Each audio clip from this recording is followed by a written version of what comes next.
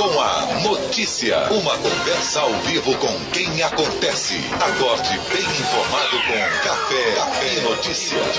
Hoje, 31 de outubro de 2017, uma data histórica, chega a um número bastante significativo. A Reforma Protestante, que teve, para muito além do aspecto religioso, uma importância muito grande na história mundial, completa 500 anos nesta terça-feira. E para falar sobre o assunto, nós estamos recebendo aqui em nossos estúdios hoje o pastor Jorge Noda, que é da Igreja Evangélica Mirante. Pastor, muito bom dia, seja bem-vindo aqui à Campina FM, é um prazer recebê-lo, obrigado por ter atendido ao nosso convite. Bom dia, Lenildo, bom dia, Caliuca. Agradeço também pela oportunidade de falar sobre esse assunto tão importante, como você disse, uma data muito significativa, 500 anos de comemoração da Reforma Protestante. Pastor, vamos exatamente partir desse ponto. Qual é a importância histórica e também a importância religiosa da Reforma Protestante?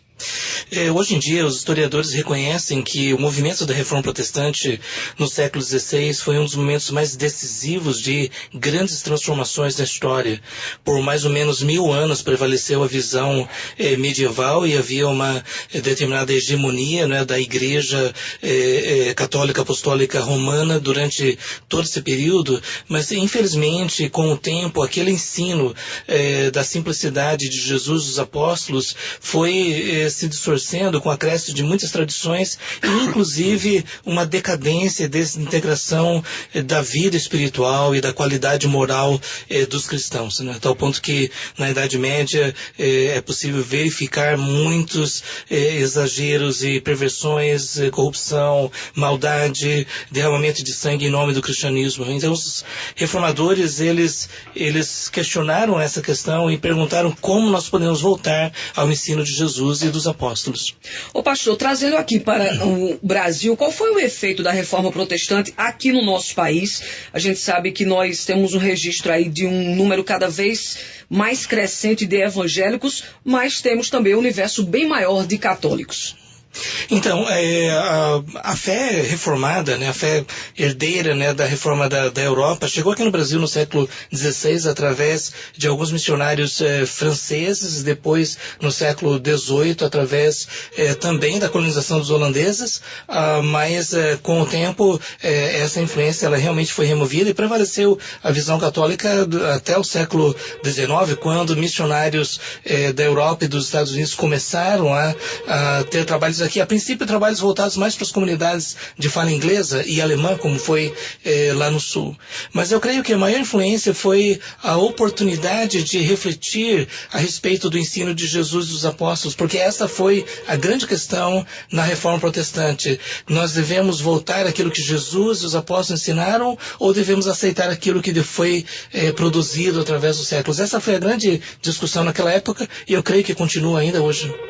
Ô pastor, o senhor falou a respeito dos reformadores. A reforma está historicamente ligada à imagem de Martinho Lutero, mas há outros reformadores que vieram antes e que também atuaram concomitantemente com Lutero. Quais nomes o senhor poderia destacar dentre estes? Então, por exemplo, lá em Oxford, mais por volta de 1300, houve um estudioso chamado John Wycliffe, e ele começou a questionar aquela insistência de que a igreja ela deveria se basear nas escrituras e também nos dogmas que foram gerados através dos séculos, e isso gerou uma imensa resistência do establishment religioso daquela época, mas ele continuou ensinando em Oxford. Depois de 100 anos, mandaram exumar os ossos dele e foram queimados e foram jogados no rio como um protesto sobre essa perspectiva de que a pessoa poderia questionar aquilo que havia sido estabelecido como absoluto na Idade Média. Uma outra pessoa também em Florença, na Itália, Jerônimo Savonarola, né, que se levantou como se fosse um daqueles antigos profetas do Antigo Testamento, condenando a prostituição, a imoralidade, a corrupção que prevalecia na Itália na sua época, né? E aí ele também experimentou a resistência do sistema naquele momento. Também existe Jan Hus na Boêmia, hoje atualmente Iugoslávia, Tchecoslováquia, Praga, na antiga Boêmia, e ele foi queimado vivo porque resistiu à imposição daquela época. Então, a ideia da reforma foi uma espécie de protesto contra aquela hegemonia imposta pelo sistema religioso, político e social, e muitas vezes essas pessoas foram torturadas e mortas por levantar essas vozes. Qual é o cerne das famosas 95 teses que Martinho Lutero pregou naquela data, que acabou ficando estabelecida como uma data histórica, 31 de outubro de 1517? O que é que se poderia tirar como a essência daquelas teses? Então, até hoje os estudiosos discutem o que realmente aconteceu, porque o ensino oficial da igreja não era de que você poderia comprar o perdão de pecados, mas a ideia de indulgências era basicamente o seguinte, que a igreja detinha uma espécie de tesouro espiritual dos méritos morais de Jesus, de Maria e dos santos, e que esse tesouro moral, ele poderia ser compartilhado com outras pessoas, e compartilhado até de uma forma oficial num documento chamado de indulgências. E naquela época até mesmo os historiadores católicos reconhecem que houve distorções significativas em relação a isso, porque as pessoas começaram a ouvir essa mensagem de que seus entes queridos estavam sofrendo tormentos no purgatório, seria um lugar de purificação, de purgação, e que através da compra desses documentos, então a pessoa teria garantia de que seus entes queridos parariam de sofrer ali no purgatório e subiam ao céu. Uma das grandes frases infames foi de Johann Tetzel, lá na Alemanha, né, quando ele disse que quando a moeda caía no fundo do cofre, as almas subiam para o céu. Então a ideia básica das 95 teses foi questionar isso. E Martinho Lutero, então, ele afirmou, isso não é ensinado por Jesus e pelos apóstolos nas Escrituras. E ele, então, afixou as 95 teses no dia 31 de outubro de 1517, lá na porta da capela da universidade, para gerar uma discussão. Mas é possível que ele mesmo não sabia que isso ia se espalhar como fogo por toda a Europa, gerando esse debate, questionando alguns ensinos da Idade Média. Era justamente um ponto que eu ia lhe questionar. Era a intenção de Martinho Lutero promover uma divisão na Igreja Católica e criar uma nova religião? Aí é que está a questão, né? Porque Martinho Lutero, a princípio, acreditava que só havia pequenas distorções e que, através do ensino e da conscientização, as coisas poderiam voltar ao prumo, mas ele descobriu que a decadência e a corrupção haviam assumido uma intensidade tão grande, especialmente quando ele foi para Roma, que ele disse que nada seria mais eficiente do que um total rompimento. E é por isso que até eles não diziam que era uma divisão, mas era uma tentativa de voltar para aquilo que Jesus e os apóstolos tinham ensinado. E eu diria que Martinho Lutero não criou uma nova religião.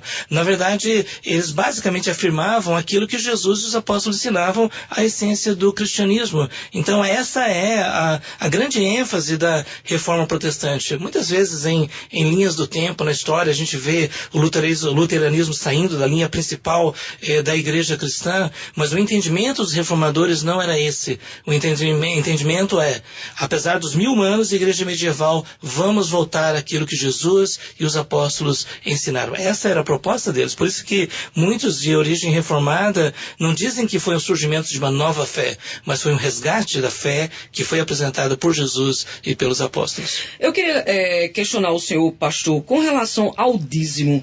A gente tem essas indulgências, né, que eram cobradas. E hoje em dia nós temos o dízimo tanto na igreja católica quanto também na igreja protestante. E por muitas vezes algumas pessoas reclamam que vão a cultos, a igrejas, padres e pastores falam muito nessa questão do dízimo. E de que forma aquele evangélico ou aquele católico pode se comportar diante dessa quantia que é tão colocada para que a gente possa fazer essa doação? Na verdade, isso é uma coisa muito discutida, como você já falou, dentro do catolicismo e também dentro do protestantismo, e eu mesmo tenho uma visão um pouco diferente daquilo que no geral é ensinado. No meu entendimento, Jesus, quando ele trouxe a mensagem da redenção e da salvação pela fé e da reconciliação com Deus, ele estabeleceu que as contribuições contribuições elas deveriam ser voluntárias, com amor, por gratidão, e jamais com uma espécie de pressão, imposição, e muito menos com uma espécie de terror e de assustar as pessoas, ameaçando-as de que elas estão debaixo do julgamento de Deus. O próprio apóstolo Paulo diz: Deus ama aquele que dá com alegria, como uma expressão de amor, e jamais como uma barganha, uma troca, uma forma de negociar com Deus para receber bênçãos. E é por isso que eu creio que o ensino bíblico é que Deus olha para o nosso coração e Ele quer encontrar lá aquela sinceridade, aquele reconhecimento de que Ele é o nosso provedor, é Ele que abre as portas para que nós tenhamos a nossa renda, e dessa renda então nós podemos voluntariamente contribuir com isso. Infelizmente houve essa distorção, eu diria especialmente no meio evangélico, dessa troca, não é? E hoje em dia muitos enganadores, eu devo dizer isso, muitos mercantilistas da fé estão usando passagens bíblicas fora de contexto para levar as pessoas a serem exploradas realmente e serem enganadas, né? São verdadeiros mercantilistas da fé. Isso não tem nada a ver com o ensino de Jesus.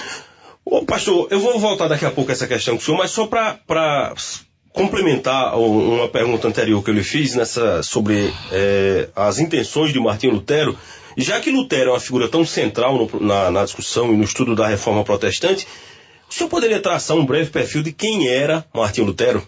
Então, Martinho Lutero, ele era de uma família mais ou menos de classe média, e que foi orientado pelo pai para fazer direito.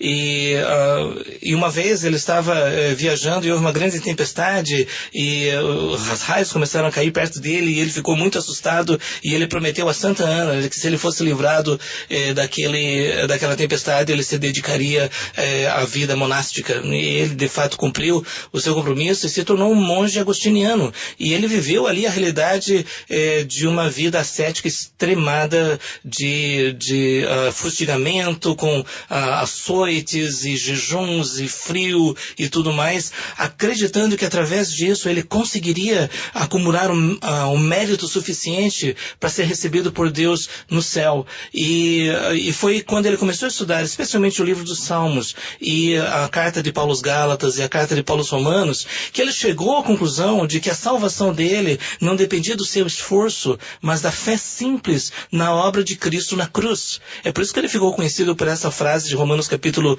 1, que diz: o justo viverá pela fé. E quando ele descobriu isso, ele olhou ao seu redor e o cristianismo que prevalecia naquela época, e ele percebeu que não tinha nada a ver com aquela fé simples que Jesus havia ensinado. E por isso que quando ele começou a pregar e ensinar na Universidade de Wittenberg, tudo soava muito novo, mas na verdade ele estava dizendo: só estou explicando aquilo que Jesus e os apóstolos ensinaram. E era um homem corajoso, e ao mesmo tempo é importante a gente dizer, né, que às vezes as pessoas dizem: mas ele não era um homem perfeito. E é verdade. Eu não creio que vale a pena a gente tentar defender erros e equívocos que ele e outros reformadores cometeram, mas ao mesmo tempo vale a pena pensar o que motivou eles a esse questionamento do sistema vigente da época. E para nós hoje também, especialmente aqueles, né, que demonstram um compromisso com a fé cristã, será que nós também não devemos perguntar: nós estamos realmente apegados ao ensino de Jesus e dos apóstolos? Essa é a grande pergunta. Ô pastor, 500 anos depois, como é que Martinho Lutero encararia a igreja evangélica, como as pessoas chamam ainda no popular, os protestantes de hoje, por exemplo, no Brasil? Olha, conhecendo um pouco de Martinho Lutero, eu acho que ele ficaria um pouco bravo pelo que nós vemos dos seus escritos e de tudo aquilo que ele ensinou em Wittenberg através dos seus escritos, porque hoje em dia nós vemos uma parcela significativa daqueles que se dizem evangélicos se distanciando significativamente daquele ensino que nós encontramos nos evangelhos, que nós encontramos nas epístolas dos apóstolos. E hoje nós vemos uma secularização da fé. Isso é, muitas pessoas hoje deixaram de falar sobre um relacionamento vivo com Deus, uma fé genuína, uma esperança verdadeira, uma convicção a respeito da salvação, do perdão dos pecados, uma certeza a respeito da eternidade, coisas que os reformadores ensinaram de uma forma bastante direta. E hoje nós vemos esse surgimento de grupos que dizem ser evangélicos, mas que simplesmente estão prometendo bênçãos aqui e agora, e e que muitas vezes são caracterizados por eu diria, uma inconsistência em relação à questão da moralidade. Muitas pessoas que dizem ser evangélicas hoje em dia, infelizmente, não estão dando um testemunho expressivo de moralidade, de integridade, de verdade. Pelo contrário, a gente vê muitas pessoas envolvidas em esquemas de corrupção e todo esse mercantilismo que a gente vê em nossa época. Se Martinho Lutero vivesse hoje, ele provavelmente ia fixar algumas outras tantas teses para questionar essa distorção toda que nós vemos hoje. Calil lhe perguntou sobre essa questão, por exemplo, do dízimo, e naquele episódio da Reforma Protestante, no fato histórico da Reforma Protestante, a gente teve, o senhor mesmo mencionou, o papel e a atuação das indulgências, que prometiam, grosso modo, o céu por dinheiro. Hoje não está acontecendo muito, mais ou menos a mesma coisa. Em alguns pontos parece que está até além disso, estão prometendo o céu na terra através do dinheiro? Bom, eu concordo 100% com você. Infelizmente, hoje nós vemos aquilo que é conhecido como teologia da prosperidade. Isso é, e a gente pode dizer que a teologia verdadeira, ela deve se basear no ensino das Escrituras, mas hoje nós vemos pessoas tentando justificar um estilo de vida egoísta, materialista, interesseiro, como se isso fosse uma expressão do ensino do Evangelho. Na verdade, eu cheguei até a escrever um livro, fazer uma pesquisa sobre esses distanciamentos que nós encontramos nesta linha, né, chamada teologia da prosperidade. E o que você falou é interessante, né, porque naquela época se prometia o alívio dos sofrimentos, dos castigos temporais no purgatório. E hoje se promete casa, dinheiro, sucesso, emprego, saúde perfeita na nossa época. E isso é lógico em troca daquilo que é chamado de semente da fé. E aí se torna uma verdadeira barganha. E eu diria que a teologia da prosperidade está funcionando especialmente para aqueles que pregam isso, porque a arrecadação em termos de dinheiro é uma coisa impressionante, e eles tentam justificar essa questão de ter carros luxuosos, mansões, jatos particulares em nome da fé. E quando nós vamos para o Evangelho, nós vemos que isso simplesmente não é ensinado. Ô pastor, e de que forma aquele que está nos ouvindo nesse exato momento, ele pode discernir entre aquele que prega exatamente essa salvação e que hoje está nesse mercado, daquele que realmente quer usar aquele indivíduo que está ali justamente para a fé, para o que diz a Bíblia? De que forma a gente pode discernir? Bom, eu creio que o melhor conselho que eu posso dar a todos aqueles que estão nos ouvindo é: leia os evangelhos, leia as cartas e reflita nisso e faça essa comparação. E será que Jesus realmente ensinaria essas coisas? Será que Jesus pregaria como esses pregadores que nós estamos vendo hoje? E vai ficar muito claro o contraste absoluto que existe em relação a essa realidade que nós estamos vendo hoje e aquilo que nós encontramos nos evangelhos. Então eu queria dizer, se você deseja saber o que é o cristianismo, vá direto para a fonte. Existe uma expressão em latim que diz ad fontes, né? Em relação ao renascentismo e a cultura greco-romana. Eu diria a mesma coisa. Vamos para as fontes, vamos ver o que Jesus realmente ensinou, vamos levar a sério aquilo que ele disse, ele como mestre dos mestres, o Filho de Deus. Então, se nós dermos ouvidos àquilo que Jesus ensinou, com certeza nós vamos discernir aquilo que não vem dele. Inclusive o próprio Jesus disse que iriam surgir lobos vorazes, enganadores, e é isso que nós estamos vendo em nossa época. Então, o conselho, na verdade, eu gostaria de incentivar nos 500 anos de Reforma Protestante a fazer aquilo que aconteceu naquela época. Vá para a fonte, vá para as Escrituras e leia com cuidado e veja, levando a sério a interpretação gramatical. Não é inventando teorias, simplesmente leia o que está ali e você vai ter a oportunidade de julgar se realmente é aquilo que você deseja abraçar como convicção. Um dos pontos combatidos também pelos protestantes foi a chamada infalibilidade papal.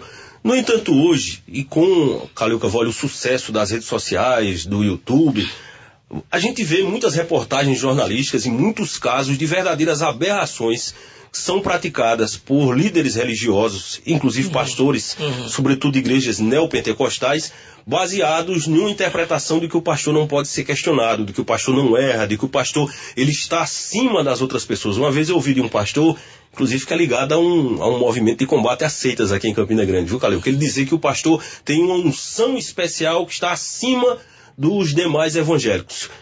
O quanto disso é verdade e o quanto, no seu entendimento, o líder religioso ele é inquestionável? Veja bem, o líder religioso não pode ser inquestionável. Quando o apóstolo Paulo esteve numa cidade chamada Bereia, lá no primeiro século, as pessoas que estavam ouvindo a mensagem dele foram para as Escrituras para verificar, será que está de acordo mesmo? E isso é registrado por Lucas, o historiador, como algo louvável. Isso é, eles não aceitavam somente porque era o apóstolo Paulo o que ele estava dizendo. Eles vão ver se está de acordo com aquilo que os profetas ensinaram. O apóstolo Pedro, na sua primeira carta, ele disse que os líderes não devem ser dominadores, mas modelos do rebanho. A verdadeira inspiração para a devoção a Deus, a obediência a Deus, deve ser o exemplo dos líderes. Algumas vezes as pessoas citam um texto lá do Velho Testamento, né, quando o rei Davi teve a oportunidade de, aliás, não era rei na época ainda, Davi teve a oportunidade de matar o rei Saul e ele disse que não ia tocar no ungido do Senhor. E essa frase, hoje em dia, é muito usada, não toque no ungido do Senhor. Uma coisa que nós devemos ver, biblicamente falando, realmente é que pastores foram constituídos como pessoas de autoridade para ensinar, mas jamais para impor essa autoridade. E é uma pena que as pessoas usem essa linguagem, porque a partir daí cessa o senso crítico. Porque ao invés da pessoa analisar, ela vai dizer, se o pastor disse, então isso deve ser verdadeiro. E eu quero dizer aqui para todos que nos ouvem, né, eu espero que vocês possam ter o senso crítico para verificar se aquilo que Jesus ensinou realmente está sendo ensinado pelos pastores, porque Jesus é o bom pastor, é a ele que nós devemos dar ouvidos. Agora, as autoridades constituídas, quando elas são fiéis àquilo que Deus ensinou e quando elas demonstram um comportamento consistente com a verdade do Evangelho, então elas devem ser reconhecidas e respeitadas como autoridade. O senhor está dizendo que o limite da autoridade, portanto, é a verdade que está na Bíblia? Exatamente. Bom, deixa eu lhe fazer uma pergunta antes da gente encerrar. A Caliuca falou sobre essa questão. Nós vivemos num país que é majoritariamente católico e um país com milhões de evangélicos. Qual é a relação que deve existir entre católicos e evangélicos na atualidade? Porque há quem defenda uma visão ecumênica, já há quem defenda uma visão até beligerante. Afinal de contas, católicos e evangélicos são irmãos, são primos ou não são nada? Bom, essa é uma grande pergunta, né? Bom, eu diria que, honrando os 500 anos da Reforma Protestante, as questões que foram levantadas naquela época são levantadas ainda hoje, a minha proposta é a seguinte: vamos nos encontrar aos pés da cruz, vamos nos encontrar nos ensinos de Jesus e dos apóstolos, vamos ver o que eles ensinaram, porque aí nós vamos encontrar verdadeira unidade. Mas quando nós insistimos em defender distinções que não têm fundamentação nas Escrituras, no ensino de Jesus e dos apóstolos, do Velho Testamento, então aí há problemas. Por exemplo, e aqui eu quero enfatizar esse aspecto específico, muitos grupos ensinam que você tem que conquistar o mérito para ir para o céu. E isso é uma coisa significativa, porque o apóstolo Paulo, na carta aos Gálatas, ele disse que isso coloca em xeque a verdade essencial do Evangelho. E a verdade essencial do Evangelho é que a salvação é somente pela fé em Jesus, e não por obras, por acréscimos, por cerimônias, por rituais. Então, eu diria para você isso: vamos voltar para Jesus, vamos voltar para os pés da cruz, vamos sentar aos pés do Mestre. Eu creio que ali a gente vai encontrar um bom lugar. Pastor Jorge Noda, muito obrigado por sua disponibilidade, sua atenção em atender ao nosso convite para participar do Jornal Integração de hoje. Obrigado, Lenildo, obrigado, Caliuca, pela oportunidade.